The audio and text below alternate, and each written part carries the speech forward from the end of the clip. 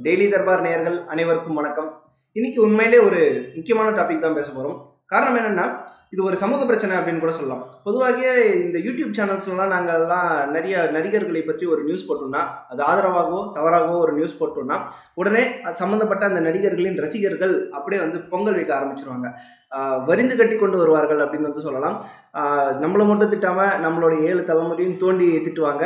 And YouTube சேனல்ஸுக்கும் வந்து அது பழகி போச்சு. நம்ம ஏதாவது வீடியோ போடுவோம், அதில் வந்து அவங்க ரொம்ப கேவலமாக திட்டுவாங்க, நாங்கள் அவங்கள ரொம்ப கேவலமாக திட்டுவோம். இதெல்லாம் ஒரு பாலிசி தானப்பா அப்படின்ற அளவுக்கு கேஷுவலாக எடுத்துகிட்டு போயிட்டாங்க. ரசிகர் சண்டையை பொறுத்த வரைக்கும் எல்லாரும் இப்போ விஜய் அஜித் சண்டையை வந்து சொல்லுவாங்க. அண்ட் இப்போ இருக்கிற 2K கிட்ஸ் எல்லாம் சிவகார்த்திகேயன், விஜய் சேதுபதி, கவின் அந்த மாதிரிலாம் ஆளுங்கெல்லாம் கூட்டிட்டு வந்தோம், அதுக்கும் ஒரு ரசிகர் சண்டையை வந்து பண்ணுறாங்க. பட் பொதுவாகவே விஜய் அஜித் ரசிகர் சண்டையை பற்றி பேசும்போது ரொம்ப கேவலமாக தரம் தாழ்ந்தெல்லாம் விமர்சிக்கிறாங்க. ட்விட்டர் டேக்கெல்லாம் ரொம்ப கேவலமாக போட்டுக்கிறாங்க அப்படின்ற மாதிரிலாம் முகம் சுளிக்க வைக்கிற சில விஷயமெல்லாம் நடந்திருக்கு. அண்ட் சீனியர்ஸ் கிட்ட கொஞ்சம் கேட்டிங்கன்னா ரஜினி கமல் சண்டையை பற்றி நிறைய சொல்லுவாங்க. வெட்டு குத்து வரைக்கும் போயிருக்கிறா ரஜினி கமல் சண்டை அப்படின்றதெல்லாம் சொல்ல கேட்டிருப்போம். பட் அதற்கெல்லாம் சிகரம் வைத்தது போல லக்ஷ்மிகாந்தன் கொலை வழக்கு அப்படின்றது இதே தமிழ்நாட்டில் ஒன்று நடந்தது. அதாவது தன்னை பற்றி மஞ்சள் பத்திரிகையில் அவதூறாக எழுதினார் பத்திரிகையாளர் லக்ஷ்மிகாந்த் அப்படின்றதுக்காக அவரை கொலை செய்யும் அளவுக்கு தியாகராஜ பாகவதர் போனார் அப்படின்றது ஒரு குற்றச்சாட்டாக இருந்தது. தியாகராஜ பாகவதர் எஸ், ரஜினிகாந்த் அவர்களுக்கு முன்பாக சூப்பர் ஸ்டார் அந்த அந்தஸ்து, அந்த ஈக்குவலான கிரேஸ், எம்ஜிஆரை விட்டுட்டியாடா அப்படின்னு வந்து உடனே பொங்கல் வைக்க வேணாம். ஒரு டேரக்டாக சொன்னேன், ரஜினிகாந்த் எம்ஜிஆருக்கு முன்னாடி அந்த சூப்பர் ஸ்டார் அந்தஸ்தை வைத்து கொண்டிருந்ததுதான் தியாகராஜ பாகவதர். அவரை பற்றி தவறுதலாக ஒரு மஞ்சள் பத்திரிகையில் எழுதி கொண்டிருக்கிறார்கள். ஒரு ஆதாரப்பூர்வம் இல்லாமல் சும்மாவே போகிற போக்கில் கிசு எழுதுறாங்க அப்படின்றதுக்காக அவரை கொலை செய்து விட்டார், லக்ஷ்மிகாந்தனை கொலை செய்து விட்டார் அப்படின்றது தான் அவர் மேலே கேஸாக இருந்துச்சு.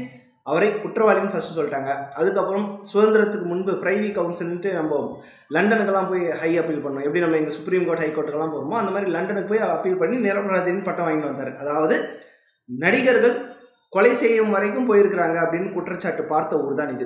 சரி, இதெல்லாம் இதுக்கு எப்போ சொல்கிறேன், இதுக்கு என்ன திடீர்னு இந்த சமூக அக்கறை சமூக மெசேஜ் சொல்ல வேண்டிய அவசியம் என்னடா வந்தது அப்படின்னு இந்நேரத்துக்கு கமெண்ட்டில் ஒரு 4 பேர் கேட்க ஆரம்பிச்சிருப்பாங்க.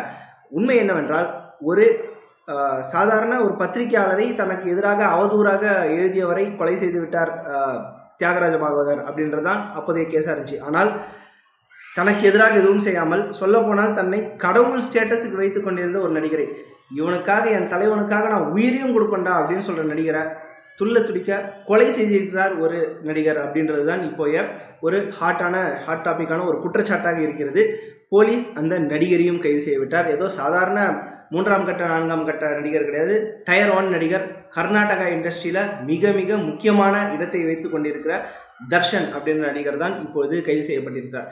தர்ஷன் அப்படின்னு வந்து பொதுவாகவே சொன்னாலே அவர்கள் ரசிகர்கள் வந்து ஒத்துக்க மாட்டாங்க. அதுக்கே வந்து சண்டைக்கு வருவாங்க. டி பாஸ்ன்னு சொல்லு, அதை நான் தர்ஷன் பேர் சொல்கிறேன் அப்படின்னு தான் நிறைய பேர் வருவாங்க.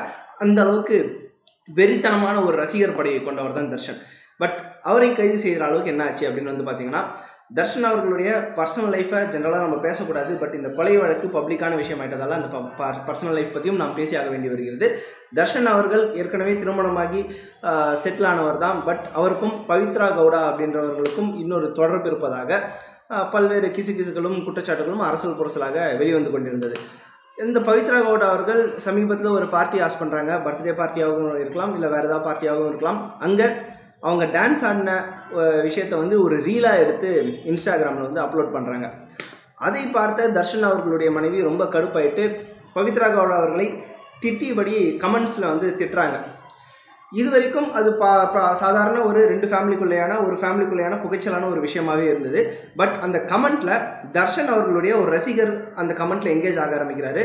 தன்னுடைய தலைவனுக்கு, தர்ஷனுக்கு இந்த பவித்ரா கவுடான்ற வேற ஒரு பொண்ணு இவருடைய வாழ்க்கையில் வந்ததால் தான் தன்னுடைய தலைவனுக்கே இந்த மாதிரி ஒரு கெட்ட பேர் உண்டாக்குனது அப்படின்னு நினச்சி ஒரு கோவத்தில் அவர் கண்டினியூஸாக அந்த கமெண்ட்டில் எங்கேஜ் ஆக ஆரம்பிக்கிறாரு. ரொம்ப ரொம்ப பயங்கரமான கமெண்ட்ஸாக வந்து போகுது. ஒரு கட்டத்தில் என்ன ஆகுதுன்னா, அப்பயும் அவரோட ஆத்திரம் அடங்காமல் பவித்ரா கவுடா அவர்களுடைய நம்பர் அவருக்கு கிடைச்சிருது. வாட்ஸ்அப்பில் கண்டபடி மெசேஜ் அனுப்ப ஆரம்பிக்கிறாரு. இங்கே தான் கொஞ்சம் விஷயங்கள் எல்லை மீறுகிறது. வாட்ஸ்அப்பில் மெசேஜ் அனுப்ப ஆரம்பிச்சது ஒரு கட்டத்துக்கு மேலே அது ஆபாசமான கண்டபடி மெசேஜாக வந்து போகுது. இதனால் அந்த பவித்ரா கவுடா தர்ஷன் அவர்கள்கிட்ட போயிட்டு, பாரு யாரோ வந்து எனக்கு இந்த மாதிரி மெசேஜெல்லாம் அனுப்புகிறாங்க அப்படின்னு அவங்க போட்டு காட்ட, தர்ஷன் அவர்கள் அவரை பற்றின பேக்ரவுண்ட் இன்ஃபர்மேஷன் இன்கொயரியில் இறங்க, அது தன்னுடைய ரசிகர் அப்படின்னு தெரிய வர, அவர் என்ன பண்ணுறாரு, எந்த மாவட்டத்தில் இருக்கிறாரு, எந்த ஊரில் இருக்காரு, என்ன வேலை பண்ணுறாருன்றது முதற்கொண்டு அவர்களெல்லாம் விசாரித்து அந்த ஊரில் இருக்கிற ரசிகர் மன்ற தலைவர்கிட்ட சொல்லி அந்த ஆளை கூட்டின்னு வந்து அடின்னு அடிச்சிருக்கிறாரு. அதோடு அவரது ஆத்திரம் தீரவில்லை. தன்னுடைய ரசிகனாகவே இருந்தாலும் தன்னுடைய தோழியான பவித்ரா கவுடாவை இவங்க எப்படி ஆபாசமாக பேசலாம் அப்படின்ற கோபத்தில் கூலிப்படையை ஏவி அவரை கொன்றுவிட்டதாக இப்போது குற்றச்சாட்டு எழுந்திருக்கிறது. அந்த கூலிப்படையினரை கைது செய்திருக்கிறார்கள் போலீசார். அவர்கள் கொடுத்த வாக்குமூலத்தின்படி தான் தர்ஷன் அவர்களையும் பவித்ரா கவுடா அவர்கள் இருவரையும் அரெஸ்ட் பண்ணியிருக்காங்க. இதுதான் இப்போதைக்கு ஒரு மேட்டராக இருக்குது. இது உண்மையா பொய்யா அப்படின்றதுக்கு கோர்ட்டு தான் தீர்ப்பு சொல்லணும். தர்ஷன் உண்மையான குற்றவாளியா இல்லையா அப்படின்றதும் இதுதான் சொல்லணும். பட் இந்த ஓவரால் விஷயத்தில் நம்ம புரிந்து கொள்ள வேண்டிய விஷயம் ஒன்று தான். எவ்வளவு பெரிய நடிகராக இருந்தாலும் அவருடைய பர்சனல் வாழ்க்கையை நம்முடைய பர்சனல் வாழ்க்கையாக எடுத்துக்கொள்வது ஆகச்சிறந்த முட்டாள்தனம் அப்படின்னு தான் புரியுது. இப்போ நம்மளும் பார்த்தீங்கன்னா என்னையே நீங்கள் நிறைய இடத்துல பார்த்துருக்கலாம். முன்னணி நடிகர்களோட படம்லாம் ரிலீஸ் ஆகும்போது அந்த நடிகரோட டிஷர்ட்டை போட்டுனே நான் ஃபர்ஸ்ட் டே ஃபர்ஸ்ட் ஷோவில் டான்ஸ் ஆடுற வீடியோ கூட நீங்கள் எங்கேயாவது பார்த்துருக்கலாம். இனி வரும் காலங்களிலும் நிச்சயமாக பார்ப்பீர்கள். ஆனால் அது அந்த ஃபர்ஸ்ட் டே ஃபர்ஸ்ட் ஷோ அந்த செலிப்ரேஷனோட முடிஞ்சுது. அதுக்கப்புறம் அந்த அந்த நடிகர்களோட டிஷர்ட் எங்கே இருக்குது அப்படின்றது கூட நம்மளுக்கு தெரியாது. அந்த செலிப்ரேஷன் அதுக்கு ஒரு 1000 ரூபாய் 2000 ரூபாய் இல்லை 500 ரூபாய் எவ்வளவோ செலவு பண்ணுமா, அதோட அந்த செலிப்ரேஷனை முடிச்சுட்டு நம்ம குழப்ப பார்க்கறதுக்கு போயிடணும். அதுக்கப்புறம் சினிமாவில் தமிழ் சினிமாவில் குறிப்பாக பார்த்தீங்கன்னா சமீப காலத்திலேயே கூட நிறைய நடிகர்கள் திரைத்துறையினரோட டைவர்ஸ் எல்லாம் நடக்குது. அதையெல்லாம் நம்முடைய பர்சனலாக எடுத்துக்கொண்டு பார்த்தால் நிச்சயமாக நம்மளால் வாழ்க்கையில் ஒன்றுமே பண்ண முடியாது அப்படின்றத உண்மை. காரணம் என்னவென்றால் நம்மளே போலவே நடிகர்களும் திரைத்துறையினரும் ஒரு மனிதர்கள் தான். அவங்களுக்குன்னு ஒரு பர்சனல் வாழ்க்கை இருக்கும். அவர்கள் அவங்களுடைய வேலையாக திரையில் தோன்றி நடிக்கிறாங்க. அது அவங்களோட வேலை. அவங்க பணம் சம்பாதிக்கிறதுக்காக ஒரு தொழிலாக அதை பண்ணுறாங்க. நம்ம குடும்பத்தை காப்பாற்றுறதுக்காக நம்மளும் ஒரு தொழிலை செய்து ஒரு பணம் சம்பாதிக்கிற வழியை பார்த்து நம்மளோட வாழ்க்கையில் முன்னேறது தான் முக்கியமே தவிர நடிகர்கள் இப்படி எப்படி போனால் என்ன அப்படின்னு தான் நம்ம இருக்கணுமே தவிர நடிகர்கள் வாழ்க்கையை நம்மளுடைய வாழ்க்கையும் கம்பேர் பண்ணி கன்ஃபியூஸ் ஆகி அவருக்காக நான் என்ன வேணாலும் செய்வேன், என் தலைவனுக்காக உயிரே கொடுப்பேன் அப்படின்னு போகிறது ஆபத்தில் தான் முடியும் அப்படின்றதுக்கு தான் இது ஒரு மிகப்பெரிய சாட்சியாக இருக்கிறது. ஸோ ரசிகர்களை பொறுத்த வரைக்கும் ஜென்ரலாகவே விசிலடிச்சான் குஞ்சு அப்படின்னு சொல்லுவாங்க. இந்த நடிகருக்கு நீ கோஷம் போடுறதால என்னடா கிடைக்க போகுது அப்படின்னு சொல்லுவாங்க.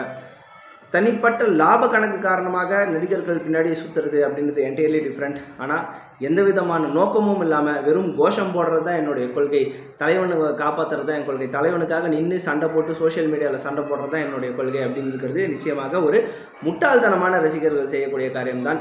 கண்டிப்பாக இந்த காலத்து இளைஞர்கள் குறிப்பாக இந்த 90s and 2K கிட்ஸ் ரசிகர் சண்டை அப்படின்றது ரொம்ப ரொம்ப ரொம்ப வேற ஒரு லெவலுக்கு போயின்னு இருக்குது அப்படின்னு தான் சொல்லணும். அதெல்லாம் இது ஒரு பாடமாக எடுத்துக்கொண்டு நம்ம வாழ்க்கை வேற நடிகர்களின் வாழ்க்கை வேற அப்படின்றத உணர்ந்து செயல்பட வேண்டிய தருணம் தான் இது. அதுக்கான ஒரு கிளாசிக் எக்ஸாம்பிளாக தான் இந்த கேஸ் அமைஞ்சிருக்கிறது. இந்த மாதிரி அதிர்ச்சியூட்டக்கூடிய சம்பவங்கள் நிச்சயமாக ஃபியூச்சர்லையும் அவாய்ட் பண்ணணும் அப்படின்றது தான் நம்மளுடைய எண்ணமாக இருக்கிறது. உங்களுக்கு இந்த சம்பவம் பற்றி என்ன தோணுது அப்படின்றத இந்த கமெண்ட்டில் மென்ஷன் பண்ணுங்கள். மீண்டும் இன்னொரு வீடியோவில் சந்திப்போம். நன்றி.